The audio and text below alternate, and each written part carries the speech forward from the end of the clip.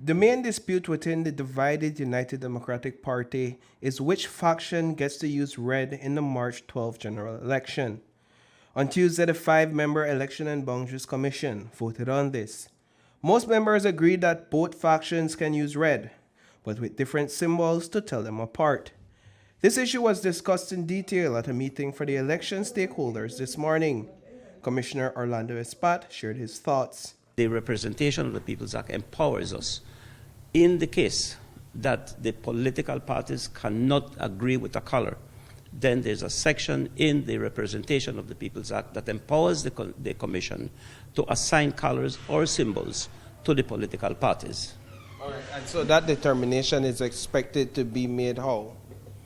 We do it in the Commission level, and we have already done it by taking a vote. As I gave you all today, we gave options.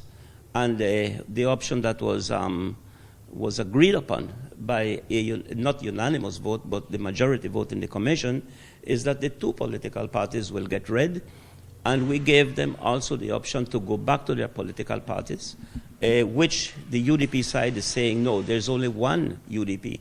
The other side saying, we are also UDP. So both of them want the red. So we opted, okay, we're going to give you both the red, but you go back to your party now, and you come back to us next week, and you tell us what symbol you want us to put there. However, Alberto August, the UDP representative on the commission, believes the vote on Tuesday was premature. He insists that the final decision should be made after nomination day, when candidates declare their chosen colors. Like I told the commission yesterday, that voting that happened yesterday was premature. Everything comes to a head on nomination day. The nomination form clearly states at the last item on the right-hand side of the nomination paper that the political parties at that time advised the commission as to the color that they want to appear next to their name. So unless that process is completed, the commission cannot make a decision, a determination on the matter. What would happen in the event that one of the feuding factions would say, listen to me, make me abandon this because I'm in great confusion. Let me just tell them, give me black, right? Because I'm telling you, it is going to create some problems. It will create some problems because there are some people who vote color. And when you go on the ballot and you might want to vote for a certain candidate with red, you might vote for a different red one. August also argues that letting both factions use red will lead to more spoiled ballots. However, it is unlikely either party will change their stance, so they'll need to agree on unique symbols for their red.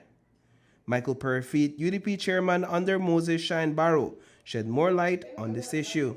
You go into the Elections and Boundaries Commission, you say, I am Paul Lopez, I want to run for this constituency. I want to use the color, mother of pearl. And it turns out that he comes and he says, I want to run in that same division and I want to use mother of pearl. What the commission then does is like, listen to me, you two come in, both of you have the same color or symbol that you want to use. We need to have you agree that one of you will take a different color, a different shade. Or if you can't agree, then we will make the decision as to what will differentiate you in terms of signs and symbols. If Paul Lopez is running and he run a sandfly or a mosquito, you have the sample ballot with his name with the X next to him. So I imagine that if he goes to campaign, he will distribute his sample ballot and say, hey, I know the Makala. Say, just look for the Makala and vote for me. When we talked to Sheena Pitts, the UDP chair under Tracy Panton, she mentioned that it's still undecided whether either faction will use symbols.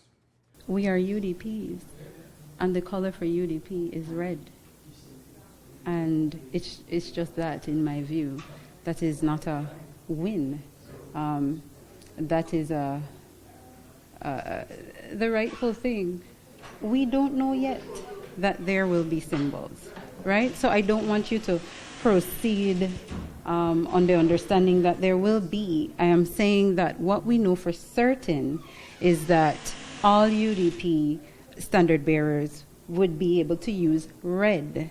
And what remains outstanding is whether or not anyone would opt to use an accompanying symbol. Now, whether or not that, if it comes to that, whether or not that would be confusing, it remains the obligations of the party to do voter education.